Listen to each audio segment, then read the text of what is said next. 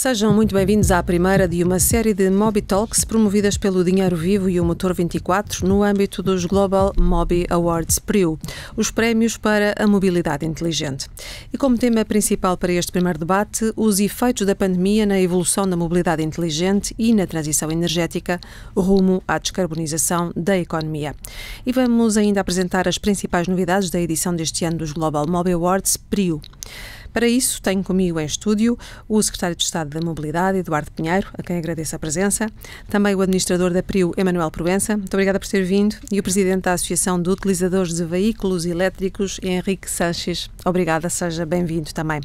E connosco em videoconferência estarão ainda, e daqui a pouco, Roberto Stucci, o Presidente do Júri dos Global Mobi Awards PRIO, e Rui Pelejão, que é um dos jornalistas responsáveis por esta iniciativa. Bom, e vamos começar aqui a nossa conversa. Começo por si, Sr. Secretário de Estado.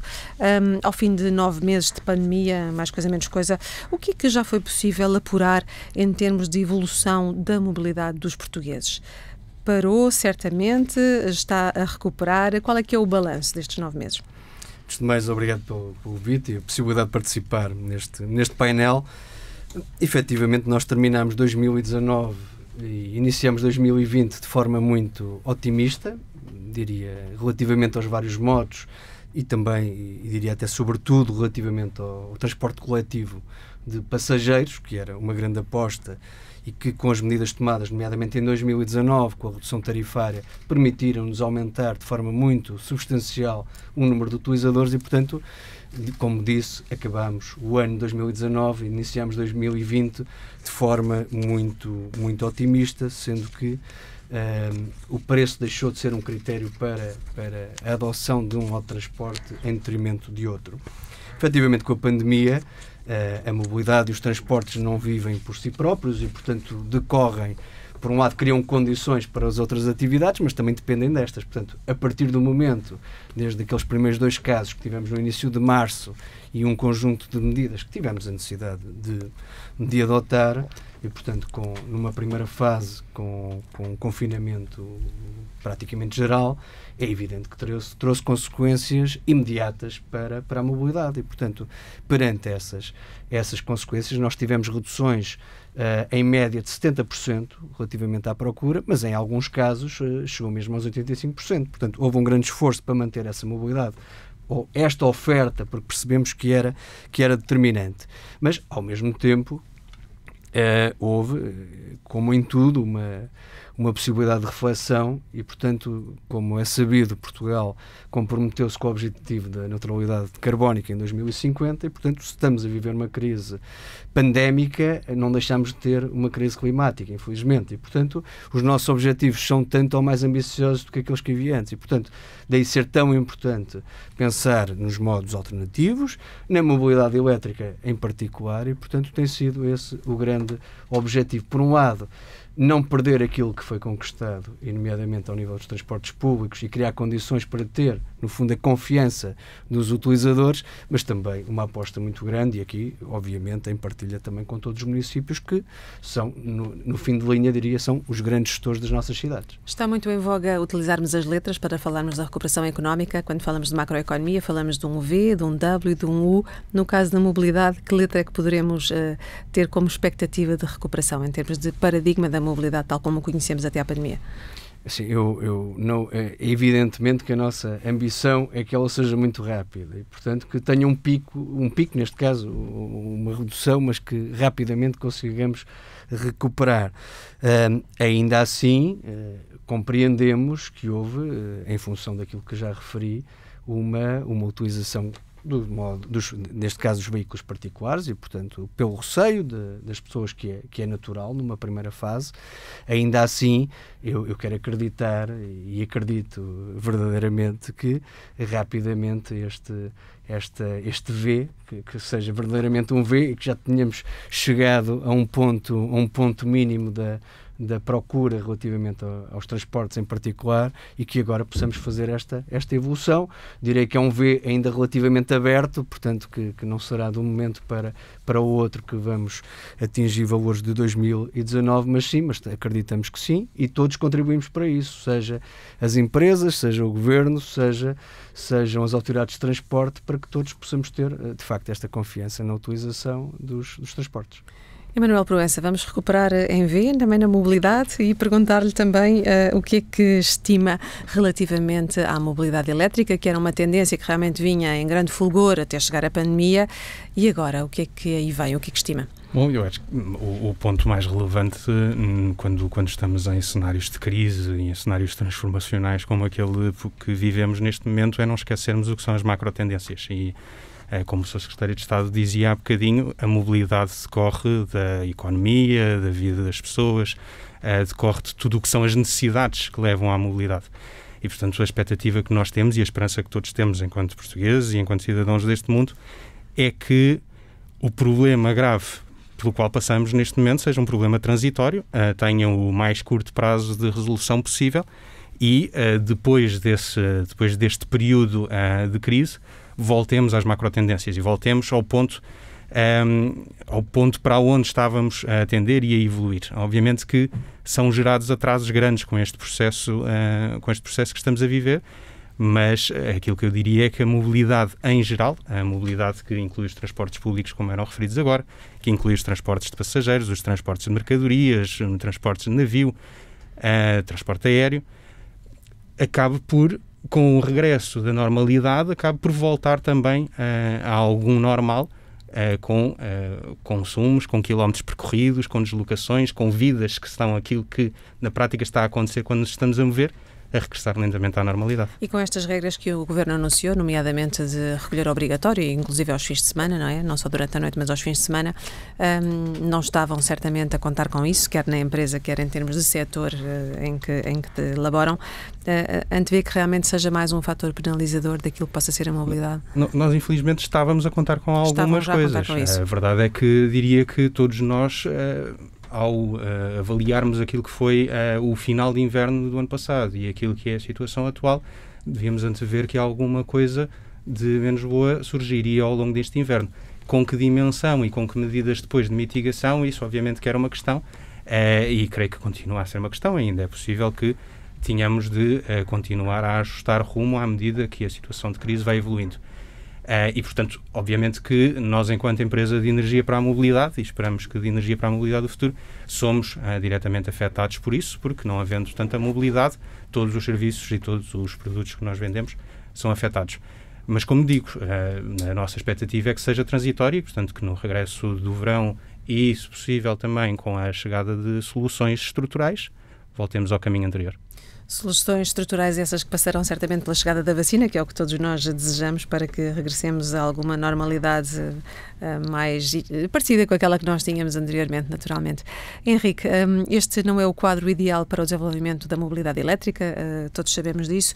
Perguntaram ao Henrique o que é que estima que possa ser o quadro até ao final do ano, depreendendo que temos realmente aqui esta situação que o Emanuel falava, que é um outono e inverno que será certamente penalizador em termos sanitários. Até ao final do ano, qual é que é a sua expectativa? Como é que vai avaliando a dinâmica nesta área dos veículos elétricos? Muito obrigado. Obrigado pelo convite à Associação de Utilizadores de Veículos Elétricos. Bom, em relação à mobilidade elétrica e à expansão dos veículos elétricos, a pandemia da Covid-19 até trouxe algo que tem-se mostrado positivo, digamos assim, que é dentro de todo o prejuízo que a pandemia trouxe para a sociedade, para a economia e para todos nós individualmente, trouxe algo que é nos grandes meios urbanos, nas grandes urbes, as pessoas puderam ver in loco, pela sua experiência prática, aquilo que nós andamos a dizer há anos. Cidades, metrópoles, meios urbanos, sem transporte rodoviário movido a motores de combustão interna, o ar torna-se muito mais limpo e isso é benéfico, quer para a saúde das pessoas, quer para o ambiente em geral.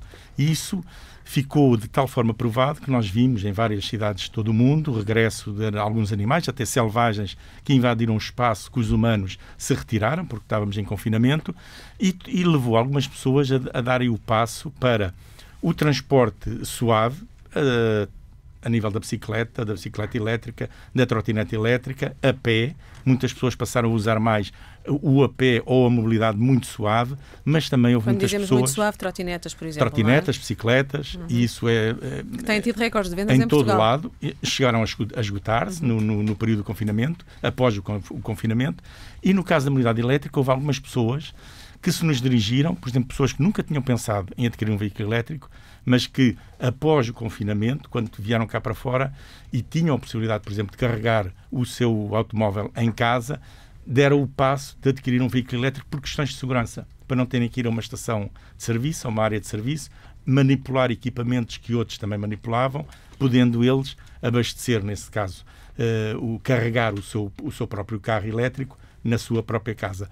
Esse foi um exemplo, mas houve muitos outros exemplos de pessoas que, dado as cores mais vivas das cidades, tudo aquilo que viam, os registros da quebra da poluição atmosférica em Lisboa, mas em grandes áreas metropolitanas em todo o mundo, deram esse passo e, de facto, a mobilidade elétrica e os números das vendas estão aí indesmentíveis. Quer partilhar algo connosco para que os ouvintes e quem nos está a Eu posso dizer que desde o início do ano, os veículos de combustão interna tiveram uma queda de 41,5%.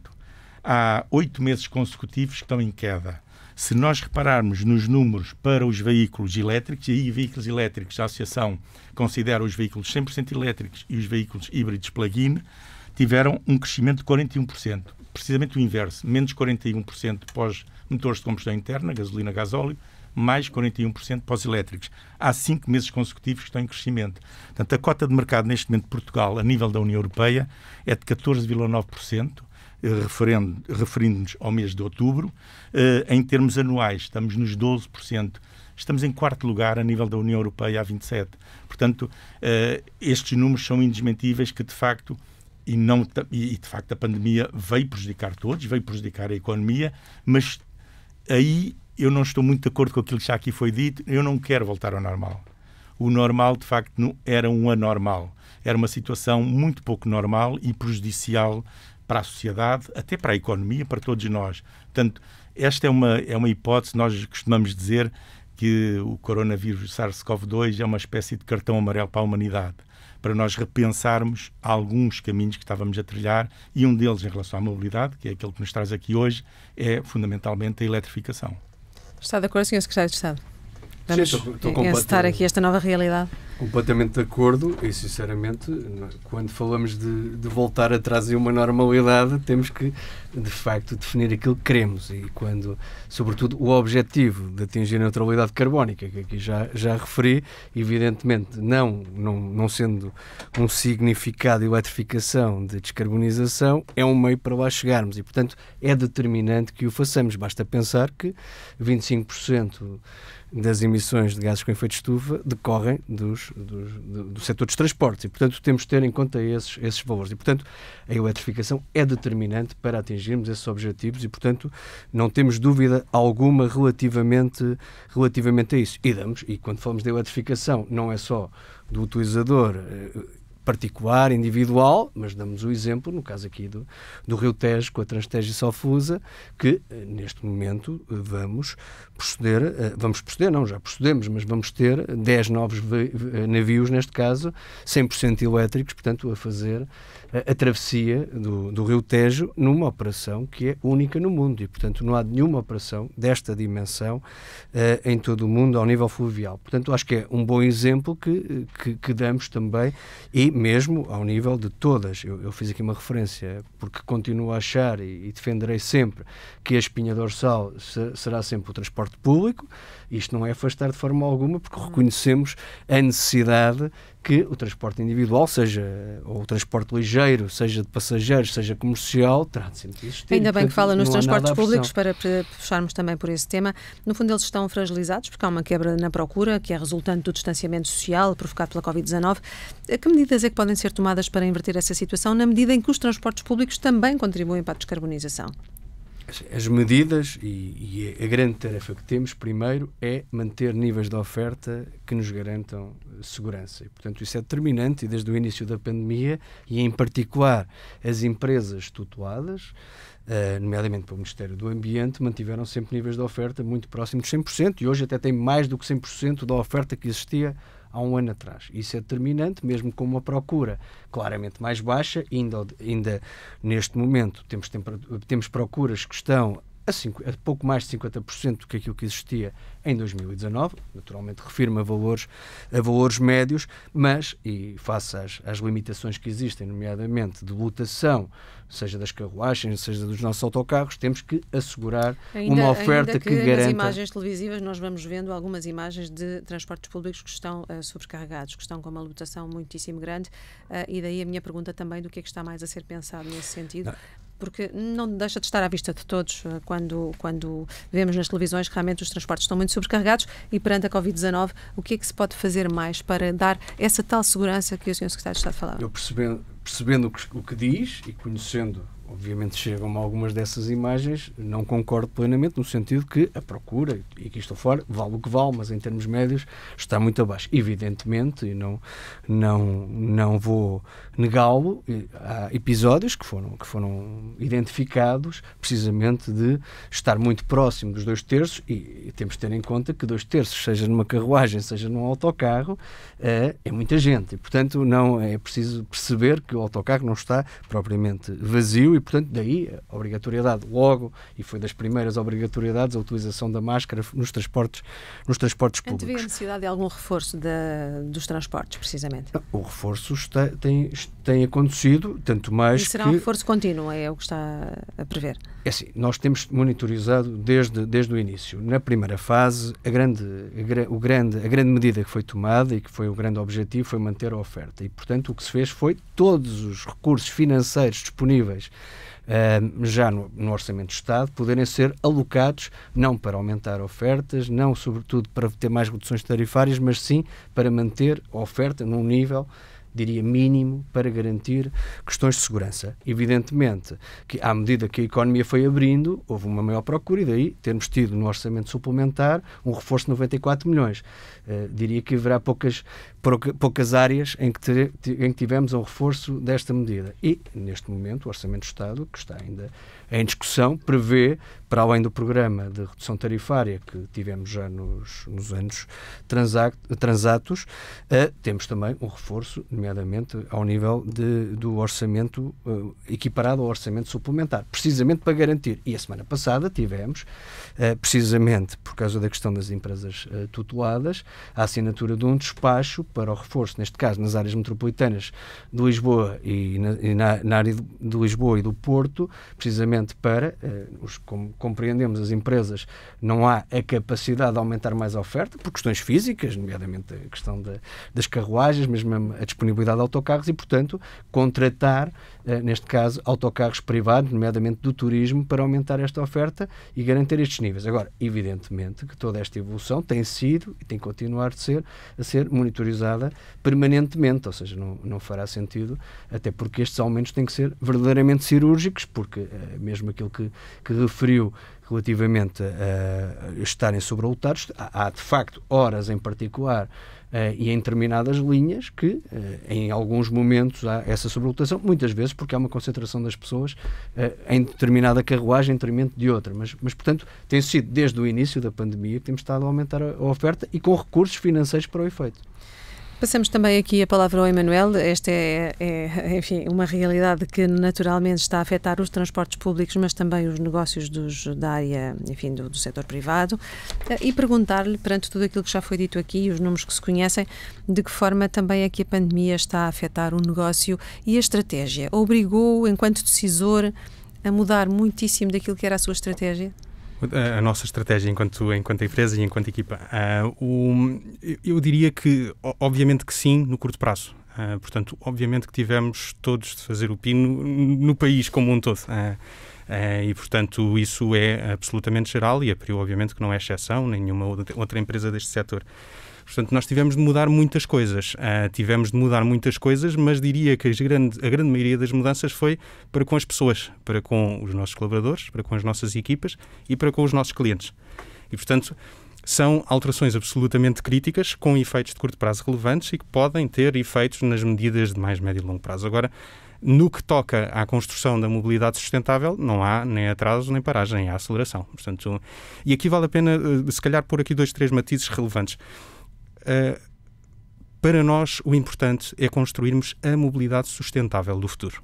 É isso que nós queremos ajudar a construir enquanto país, enquanto sociedade, enquanto atores deste sistema da energia.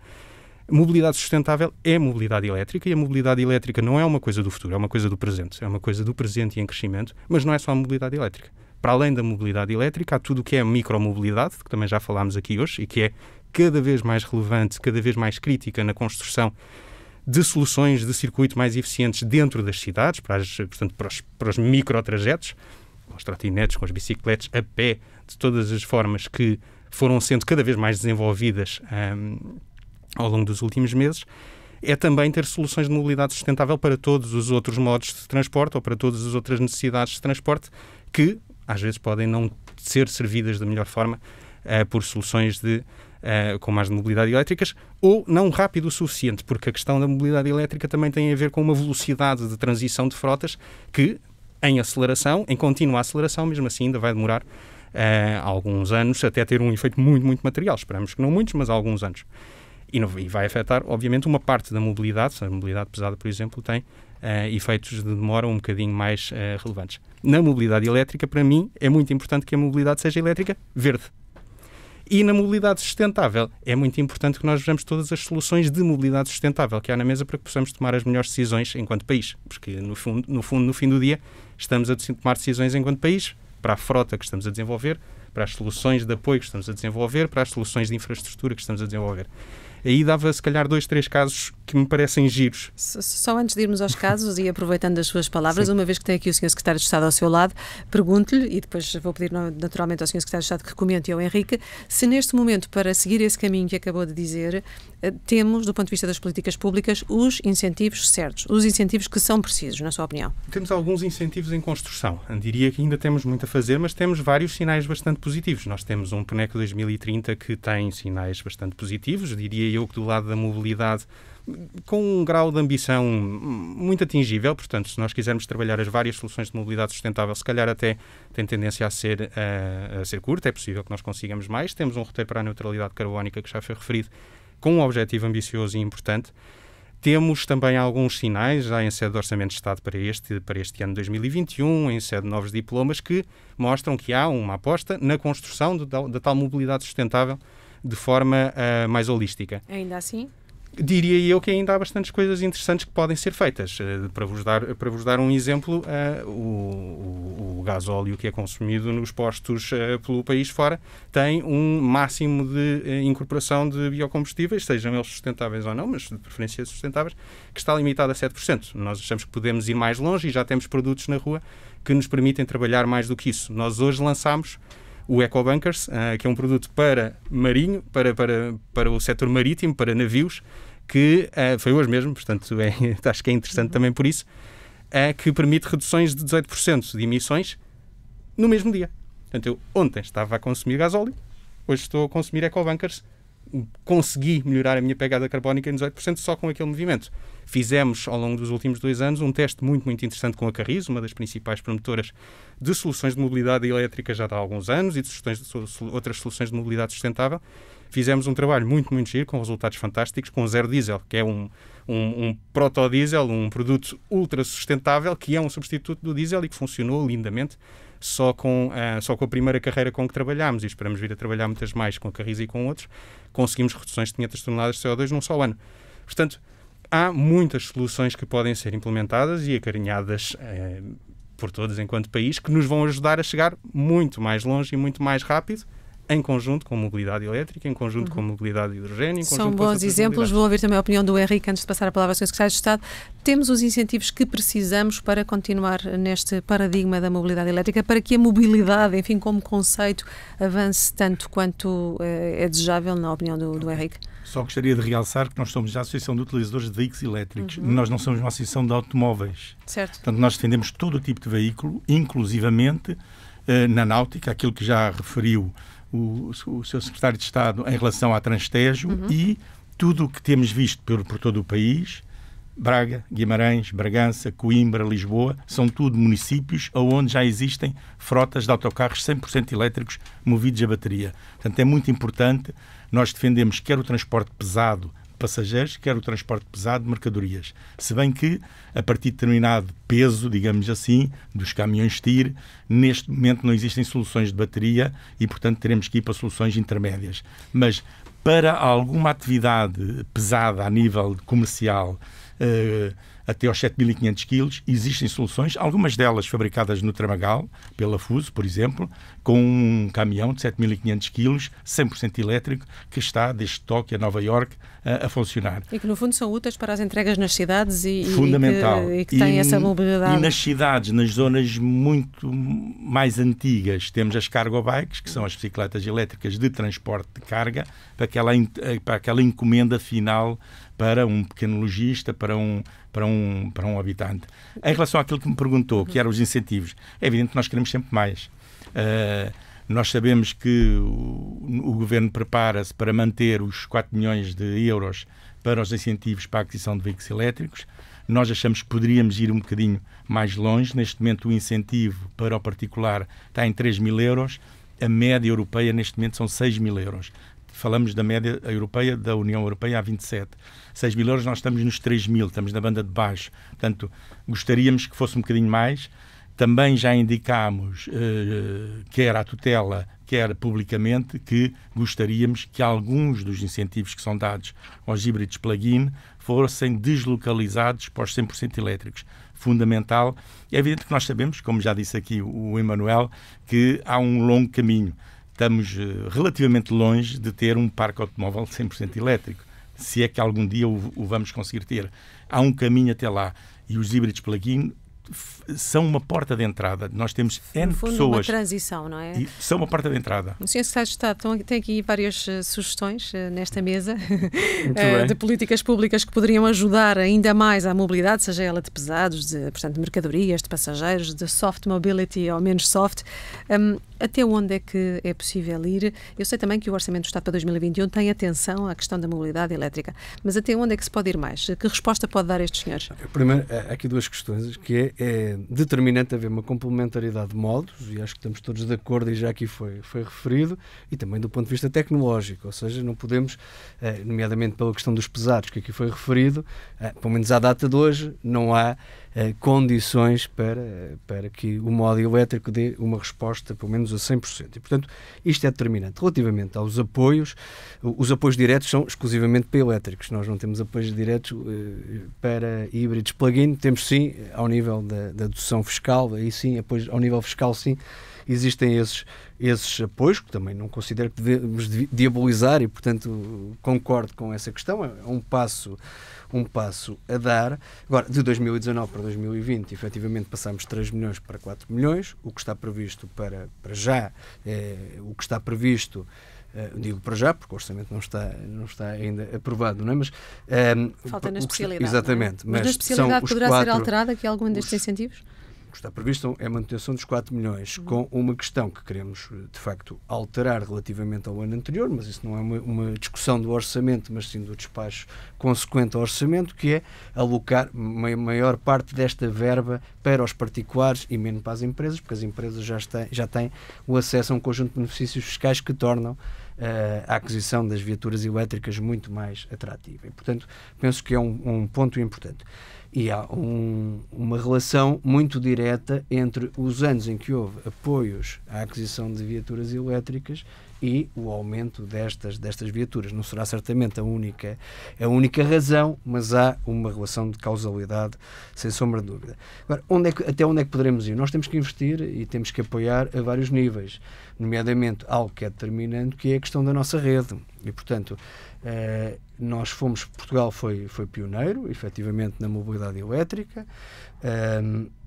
durante algum tempo não houve evolução da mesma e, portanto, fizemos recuperar ao longo dos últimos anos, sobretudo, uma rede pública que, entretanto, foi concessionada já este ano e que desta forma permite-nos agora também ter maior fiabilidade para o utilizador, que é determinante. E depois, numa perspectiva, sobretudo numa perspectiva complementar, porque obviamente a iniciativa dos privados é determinante e é essa que vai verdadeiramente criar a capilaridade que nós precisamos para esta rede. Mas mantemos ainda, porque não querendo concorrer de forma alguma com os privados, temos previsto ainda agora para 2021 a criação de 10 hubs em Portugal de carregadores elétricos e mais 10 ultra-rápidos para um conjunto de vias, sobretudo para que permita deslocações mais longas, nomeadamente para os territórios mais do interior do nosso país. Portanto,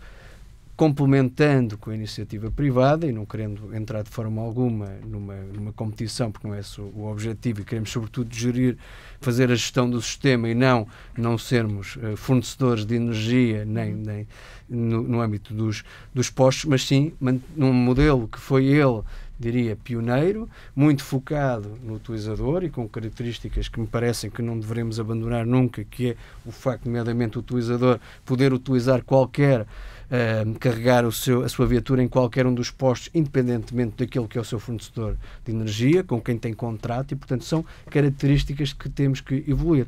Eu acho que temos dados muito positivos, as vendas que já aqui foram apresentadas, o valor, a evolução das vendas e, sobretudo, a resistência, diria, relativamente a outros modelos de automóveis, é um fator, mas a própria rede tem dado essa evolução e é determinante, e não só, e também ao nível legislativo, as alterações importantes para que todos nós, nas nossas casas, nos nossos locais de trabalho, possamos ter também alternativas, porque também é aquilo que diferencia muito a utilização de uma viatura elétrica de um motor a combustão normal. Vamos passar a um outro tema muito em voga e vou pedir também ao Sr. Secretário de Estado para responder já de seguida a esta pergunta e depois passarei aos restantes convidados, e que é o hidrogénio. O Plano Costa e Silva, aliás, fala da importância do hidrogénio para a mobilidade e para uma estratégia de descarbonização. Pode o hidrogénio ser encarado com esta vertente de futuro da mobilidade em Portugal, mas de forma realista, atendendo ao seu potencial enquanto armazenador de energia? A questão do hidrogénio, como já referi aqui, não tendo referido especificamente o hidrogénio, mas é a questão da complementariedade que é determinante e, portanto, sobretudo quando chegamos ao nível dos pesados... Nem tudo elétrico, nem tudo via hidrogénio, nem tudo fóssil, naturalmente, evidentemente, mas há o tema aqui do armazenamento da energia, há aqui uma grande preocupação ao nível da neutralidade carbónica e, portanto, diria que aqui tanto a questão do hidrogénio limpo, diria assim, tal como a eletrificação, permite-nos atingir esse caminho. Certamente será para soluções diferentes. A eletrificação neste momento tem uma maturidade que as soluções de hidrogénio não têm, mas temos projetos piloto, nomeadamente em Vila Nova de Gaia e também temos já autocarros em produção em Portugal para a questão do hidrogénio, mas há todo um caminho a fazer. Agora, a mensagem que me parece mais determinante relativamente a isso é que nós não podemos olhar para uma única tecnologia para conseguirmos atingir os nossos objetivos e, portanto, tanto a eletrificação como o hidrogénio têm que estar em cima da mesa quando estudamos todas as soluções. Não haverá certamente dependência energética, tal como houve no passado em relação aos combustíveis fósseis. Emanuel, como é que vê esta transição? E já falou aqui da importância dos combustíveis verdes, onde se inclui certamente o hidrogénio verde. Como é que vê esta transição e com que soluções do fóssil para um potencial uso do hidrogénio verde em Portugal? Como um conjunto de oportunidades.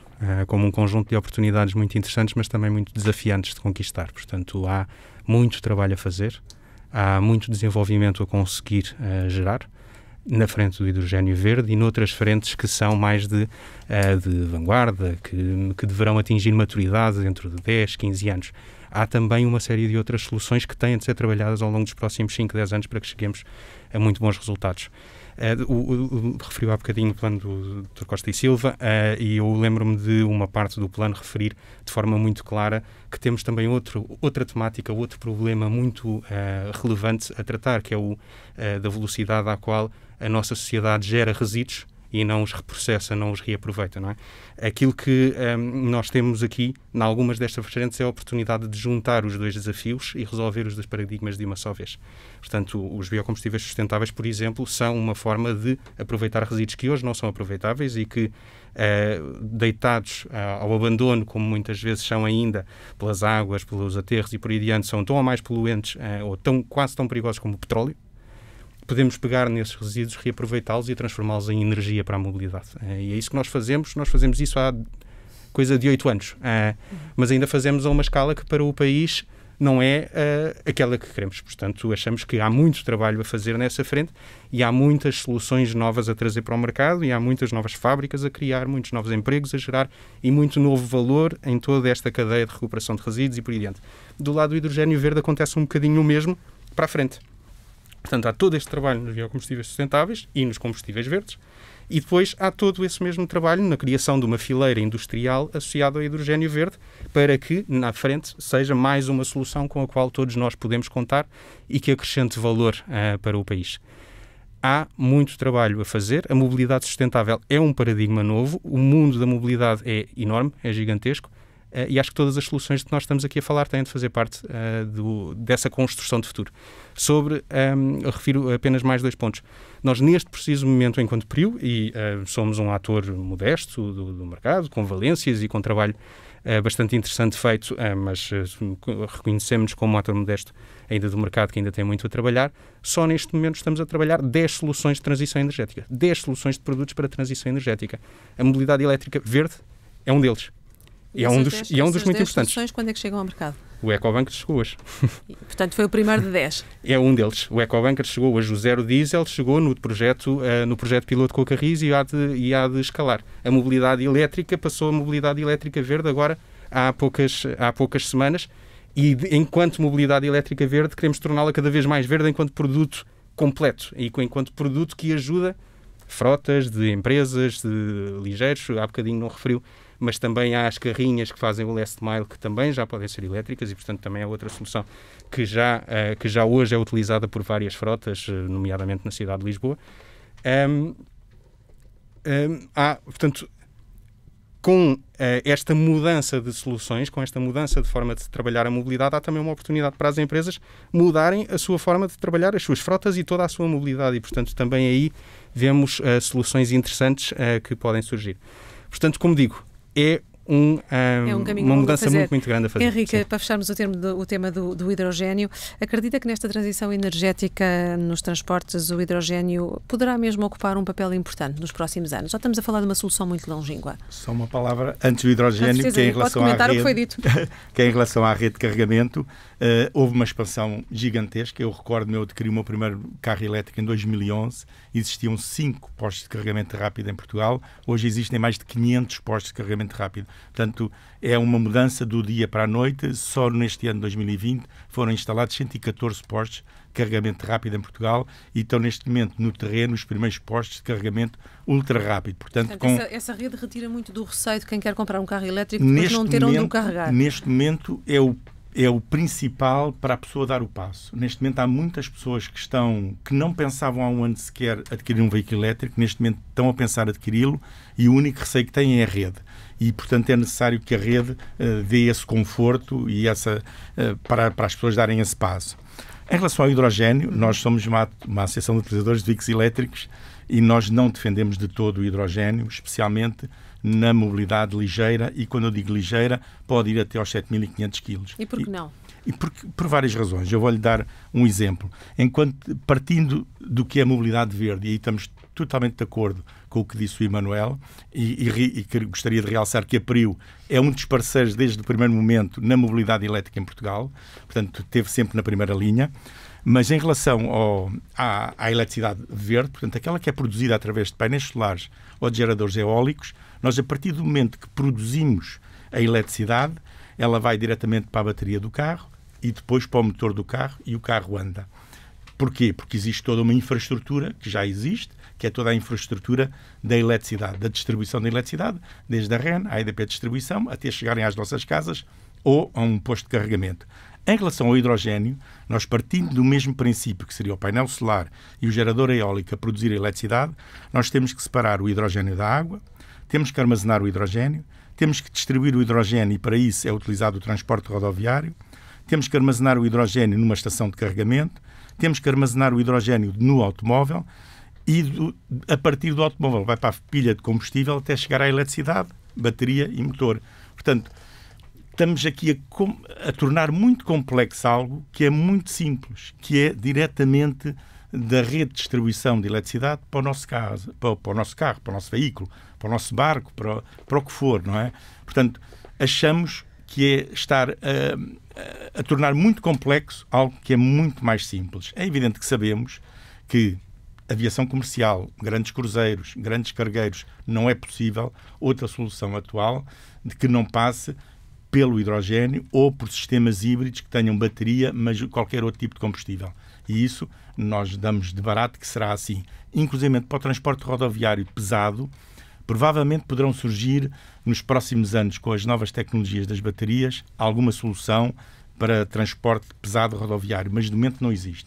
E, portanto, teremos que recorrer sempre a uma solução alternativa, que pode ser o gás, o GPL, que pode ser o hidrogênio, mas os combustíveis verdes. Os combustíveis verdes, mas temos uma solução já em Lisboa, como eu disse, em Bragança, em Coimbra, em Braga, em Guimarães, que são autocarros pesados, transporte de passageiros, que funcionam a bateria, 100% elétricos. É preciso que essa eletricidade seja produzida de uma forma sustentável. E para isso o nosso país, a média deste ano está nos 50% e foi um ano que teve uma seca grande, portanto não foi um ano muito positivo a nível da produção hídrica, mas nós temos todas as condições, só estamos atrasados um bocadinho na parte solar, na produção fotovoltaica, na produção eólica estamos relativamente bem posicionados na Europa, portanto precisamos de produzir mais eletricidade verde a partir de energias renováveis.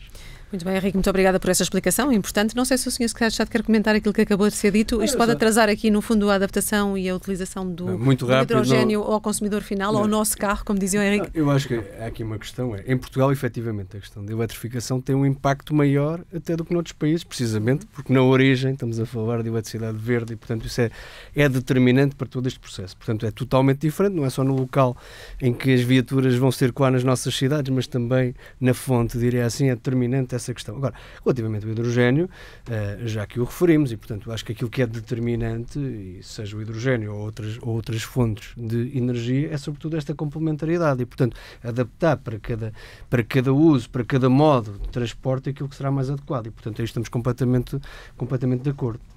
Agora, para nos falarem dos prémios da mobilidade inteligente, os Global Mobi Awards PRIO, temos em videoconferência connosco Roberto Stucci e Rui Pelejão. Mas antes vamos ver um pequeno vídeo da apresentação da terceira edição daqueles que são os primeiros prémios para uma mobilidade inteligente em Portugal.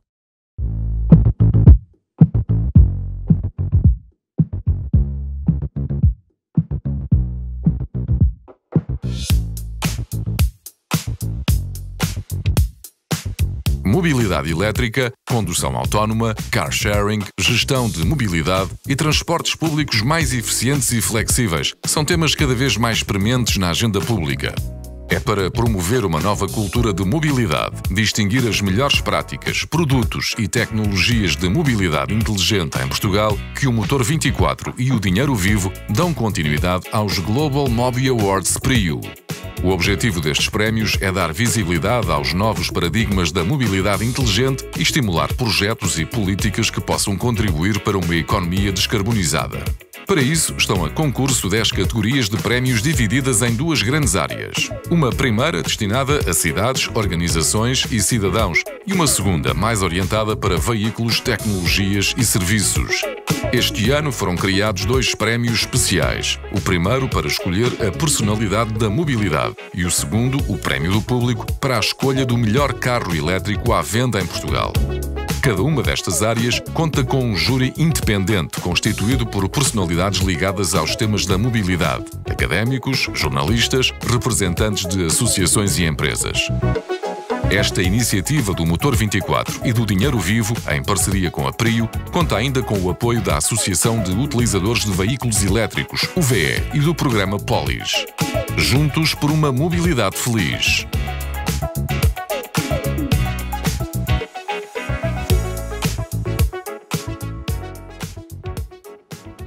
Olá, Rosália, boa tarde aos nossos convidados em estúdio e a todas as pessoas que estão a assistir a este debate.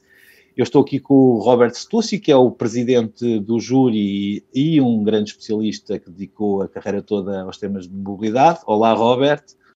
E isto leva-me também um pouco aqui à questão que queria já colocar ao Robert, que é em que medida é que as grandes tendências da mobilidade que nós temos assistido nos últimos anos, e tendências que estavam a chegar finalmente a Portugal, depois de muitos anos de espera, não é, Robert? Em que medida é que estas grandes tendências vêm ser afetadas pelo Covid-19 e por esta pandemia que tem, obviamente, efeitos na mobilidade das pessoas, sendo que a limitação da sua mobilidade tem sido dos aspectos mais visíveis. Robert, achas que aquilo que estamos a assistir em termos de planos de contingência, há aqui tendências que se vão acelerar, há outras que vão desaparecer? Qual é a tua visão um bocado sobre isto? Bem, é muito óbvio, não é? Quando há o lockdown, as estradas estão vazias. E quando não há lockdown, os autocarros e os comboios estão vazios. Os carros continuam a estar. E nós lutamos, nos últimos 30 anos, de ter mais transporte público e mais transporte partilhado, como car sharing, mas agora, por causa da Covid, temos muitos problemas nos transportes públicos. E, então, é muito pertinente que falamos dos prémios e de encontrar soluções, porque a história do Covid não é, como todas as pessoas dizem, transitório. Eu acho que vai ter efeitos bastante alargados, por exemplo, nos transportes públicos, e nós temos chegar a soluções que consiga vencer este problema. E nós temos uma coisa que falamos nos últimos anos que se chama MaaS, que se chama Mobilidade as a Service, onde uma pessoa, por exemplo, pode andar um dia com carro, outro dia com bicicleta, outro dia, 5 dias fica a trabalhar em casa, e por isto precisamos ter uma entidade, um provider, que permita nos fazer tudo isto, porque neste momento eu compro um passe por 40 euros, mas não preciso o passe, porque só quero andar 2 vezes. E nós, no fundo, temos que ter um produto, como fossem os telemóveis, onde podemos fazer no mesmo produto todo, de carro, de autocarro, de coisa. E isto permite-nos adaptar-nos nas limitações do Covid e, ao mesmo tempo, o que queremos, que é que as pessoas são animais multimodais. Achas que, do ponto de vista da organização de um sistema intermodal, como é que é possível organizar uma oferta flexível a este ponto? Sendo que os comportamentos são menos previsíveis em termos de troca. Mas justamente quando eu estou a falar do MaaS, não é a Caris, o STCP, o CEP, é uma outra entidade que, no fundo, deve incorporar todas as ofertas, autocarro, bicicleta, e que te possa também pagar isto. Ou seja, eu posso hoje decidir que faço isto, mas já tenho, no fundo, o dinheiro pago, os serviços organizados, os horários, e eu posso ser muito flexível. É claro, depois o CEP, o CARIS, etc., devem organizar-se para esta procura, mas deve ser, no fundo, um agente que organiza isto. É como o telemóvel, porque você está em um telemóvel e pode fazer toda coisa no telemóvel, mas você escolhe o que quer. Quer mais gigas, quer menos gigas, mais caro, etc. O transporte deve fazer a mesma coisa, senão vamos continuar a ficar no carro e ter pouca flexibilidade, além de ter medo dos transportes públicos e mesmo dos táxis ou dos Uber, seja que for. Não é? Mas queria-te perguntar, porque esse tipo de esforço e de adaptação exige, se quisermos, uma espécie de grande plataforma de pacto social que envolva, estamos a falar das cidades, que envolva as autoridades municipais, os municípios, mas que envolva também as organizações, as empresas e a própria comunidade, o cidadão. E é um bocado essa filosofia que imprimimos nestes prémios, nas 3 categorias que eu queria que nos falasse aqui um pouco. E muito importante são os 3 prémios que nos últimos 2 anos tínhamos menos procura para eles, que é justamente as câmaras municipais, as cidades, as freguesias, as empresas, as universidades, a comunidade. Claro, é mais difícil preparar candidaturas, mas no fundo eles devem organizar e ser o painel para a mobilidade geral e a mobilidade elétrica. E claro, estes organismos são todos super ocupados, se têm outras prioridades, se têm o Covid, mas os prémios justamente vão dizer, olha, as câmaras precisam ter algum tempo também de refletir e de fazer e mostrar o bom que está a fazer. Ou seja, não basta fazer soluções muito interessantes que existem em Portugal e em outros países, mas que temos que mostrar isto nos prémios para todos os outros aprender, porque isto é uma aprendizagem e, no fundo, os prémios são aprendizagem de novo knowledge e de novas soluções. Por isto, estes 3 prémios são muito importantes. Quem é que vota? Como é que se vota nisto? Como é que se vota como é que se elege a cidade com a mobilidade mais inteligente em Portugal? Como é que se elege o Prémio Cidadania, o projeto mais original ou interessante? Como é que isto se faz? Nós temos aquilo, um júri, não é? Conta-nos lá um bocado desta competição do júri, que acho que é importante para no fundo, mostrarmos que há aqui uma análise bastante detalhada das candidaturas. Muito bem. Como temos temas tão diferentes, de um lado, tecnologia de ponta, mas do outro lado, a questão urbanística, de cidades, e também depois toda a comunidade e como funciona a comunidade, o júri também deve refletir as qualidades para poder um bom julgamento dos prémios. E, no fundo, o júri vai dar validade ao prémio. Não é só dizer que é meu primeiro ou segundo, porque, se claro, o segundo é tão bom como o primeiro, mas todos devem ser ou muito bons, ou alguns muito maus, e depois, no próximo prémio, depois percebem como alterar. E por isso, o júri de 5 pessoas, 3 são mais do lado do urbanismo, mas também que tem muita especialidade em veículos elétricos, nas políticas de veículos elétricos. E depois temos 2 que são mais do lado técnico. Há um professor do Porto que é o super especialista de todas estas tecnologias, inclusivamente de energia e de hidrogênio. E também temos o presidente da UVE, que são as utentes de veículos elétricos, que está a falar no nosso seminário, e que é um especialista muito bom dos veículos, mas que sabe depois pôr os veículos em realidade, no seu contexto, que as pessoas utilizam os veículos, porque não basta ter imagens na televisão, temos de ter o carro sua casa.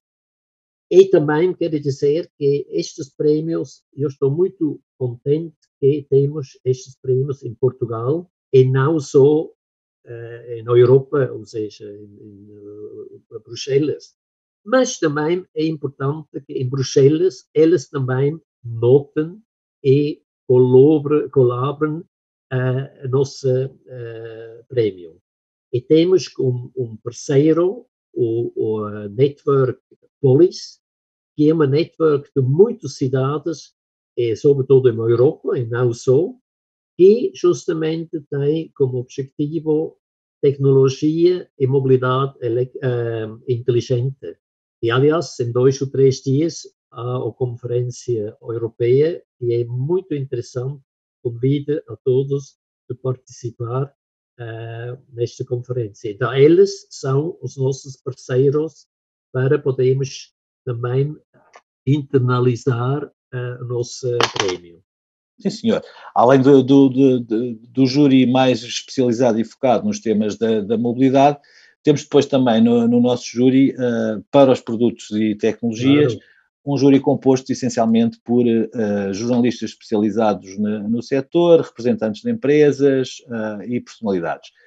Nesse júri, por acaso, faz parte, estão em estúdio 2 distintos jurados, o Henrique Sanches, presidente da UVE, e a Rosália, tenho a certeza que este ano vamos ter muitas novidades interessantes para testar.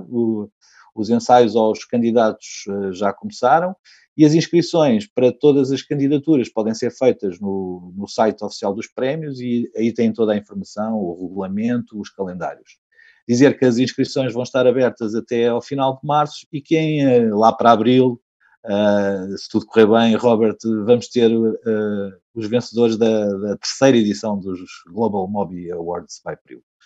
Obrigado, Robert, para ti, por nos teres ajudado aqui a explicar um pouco destes prémios, e obrigado a todos aí no estúdio. E é assim que esperamos ter a melhor edição de sempre dos Global Mobi Awards. Muito obrigada, Rui. De facto, estou curiosa em conhecer as novas propostas e ideias para uma mobilidade ainda mais inteligente do que aquela que temos vindo aqui a falar. E estamos de volta ao estúdio para continuar aqui esta conversa com uma ronda final de perguntas. Temos connosco e continuam connosco Emanuel Proença, Henrique Sanches e o Secretário de Estado da Mobilidade, Eduardo Pinheiro. Volto à conversa aqui para perguntar desta vez ao Emanuel qual é que é a verdadeira importância destes prémios para que, no fundo, este paradigma continue a ser uma realidade, apesar da Covid-19, para que não pare. Qual é que é a importância destes prémios? E já agora perguntar-lhe porque é que a Priu também se decidiu, no fundo, associar-se a esta iniciativa. É já o 3º ano em que a Priu está associada à iniciativa. Portanto, aquilo que nós acreditamos é que a mobilidade, como referia no início do programa, é uma questão multifacetada, é uma questão de alta complexidade. Transformá-la é de altíssima complexidade, mas é um desafio da humanidade, é um desafio do nosso país, constrói a partir desse desafio um conjunto de oportunidades para todos os atores, sejam para as empresas, seja para os particulares, seja para o Estado, seja para os transportes públicos e por aí adiante. Mas tem muitos desafios. É difícil apreender toda a complexidade desta temática e trabalhá-la da melhor forma e tomar as melhores decisões. Os Global Mobi Awards para nós são um momento de junção das muitas plataformas que contribuem para esta transformação da mobilidade. Juntamos muito as marcas automóveis, portanto celebramos muito os novos modelos automóveis, mas celebramos também várias outras questões associadas a esta transformação da mobilidade e, portanto, para nós, Priu, que queremos construir a energia para a mobilidade do futuro, é muito importante estarmos perto de todo este processo de transformação, de todos os processos de reflexão e de construção do futuro em conjunto. E, portanto, é isso que nós queremos fazer e é isso que estamos aqui a fazer enquanto patronos do Global Mobi Awards. Henrique, a UVE é também uma das organizações, uma das entidades que está associada ao prémio, e o Henrique é também júri, e portanto temos assento, aliás, os dois enquanto júri desta iniciativa. Qual é que é a expectativa para a edição deste ano, neste contexto tão diferente? É a melhor. Os Global Mobi Awards são fundamentais e só podemos agradecer o apoio que a Priu dá, de facto, desde a primeira edição, e também ao Global Media Group por terem tido a iniciativa de lançar. É muito importante mostrarmos aquilo que existe, quais são as ofertas. E não estamos só a falar nem de mobilidade elétrica, nem só de automóveis. Estamos a falar de sistemas de partilha, seja de automóveis, de scooters, de bicicletas. Estamos a falar de condução autónoma. Estamos a falar de tecnologias várias associadas aos veículos. Estamos a falar de mobilidade suave até ultra suave, até mobilidade mais pesada. E estamos a falar, e eu julgo que neste momento Existe em Portugal um fabricante, por exemplo, de barcos elétricos, em Olhão, no Algarve, que neste momento está a ser distinguido internacionalmente pela fabricação de um catamarã 100% elétrico e, portanto, os Global Mobile Awards vão ter que dar este passo para além do rodoviário, do automóvel. Já existem soluções a nível da náutica, fabricadas em Portugal, produzidas em Portugal, e seguramente vão chegar brevemente soluções a nível de ultraligeiros ou de pequenas avionetas, que neste momento já existem vários fabricantes a nível europeu. Portanto, os Global Mobile Awards é fundamental para darem visibilidade à oferta, à variedade da oferta que existe, aos diferentes tipos até de tecnologias. Não é só o 100% elétrico, é o híbrido plug-in e concretamente nestes prémios também temos os híbridos, as várias classes de híbridos também existentes. Portanto, muito importante em termos de visibilidade, em termos de dar a conhecer ao grande público o topo, digamos assim, da oferta que existe em termos de mobilidade elétrica, de mobilidade suave e de mobilidade partilhada também. Apesar da partilhada estar um pouco ameaçada com a pandemia, não é? Está, mas de qualquer forma há pessoas que preferem um TVDE a entrar num autocarro ou num comboio.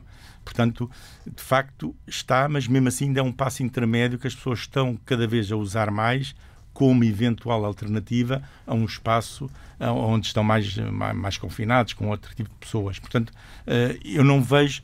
É evidente que teve um retrocesso e nós vimos que os TVDs, por exemplo, na cidade de Lisboa e do Porto, praticamente pararam.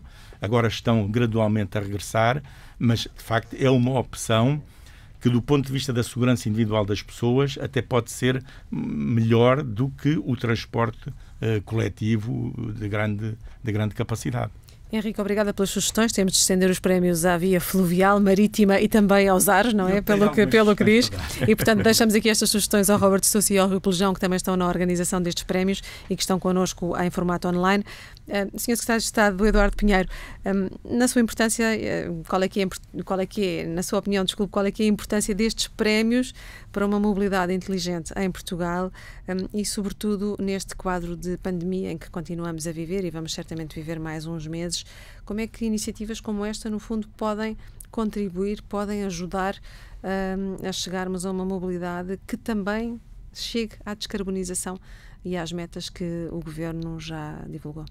Muito bem, estes prémios são determinantes. Os bons exemplos têm que ser identificados e têm que ser comunicados e realçados. E, portanto, é um exemplo determinante e eu aqui permitam-me que mesmo relativamente em particular ao transporte público também tem que o realçar como uma boa prática, porque de facto tem que transmitir esta palavra de confiança relativamente à utilização dos transportes. Agora, relativamente aos prémios, para além da sua importância, não é por acaso que a Secretaria de Estado da Mobilidade, ou que a mobilidade em particular, está integrada no Ministério do Ambiente e da Ação Climática. Não é por uma questão só de simbolismo, é porque efetivamente todas as decisões que tomamos têm em conta questões ambientais determinantes e também, para lá chegarmos, precisamos de inovação. Sem inovação não vamos. Temos de ter muita vontade, muita ambição e, sobretudo, muita inovação. E, portanto, exemplos como aqueles que são realçados ao longo das várias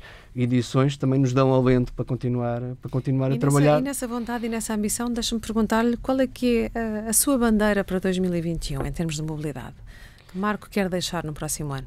O grande objetivo para 2021 é que consigamos, no fundo, recuperar a confiança e a mobilidade que é determinante para todos nós. É ela garantia que as nossas vidas decorrem de uma forma, não diria normal, mas diria mais quase numa nova normalidade, mas também para criar condições para que isso aconteça. Mas é determinante, nesta, volto a dizer, forma complementar entre os vários modos, entre as várias formas até de energia limpa, obviamente que é esse o nosso grande objetivo para alcançar, mas é essa a grande ambição, ou seja, apostar naturalmente na inovação e que a comodidade, que é importante para todos nós, que seja cómodo utilizar as várias formas de transporte e não pensarmos só, simplesmente, no nosso automóvel particular.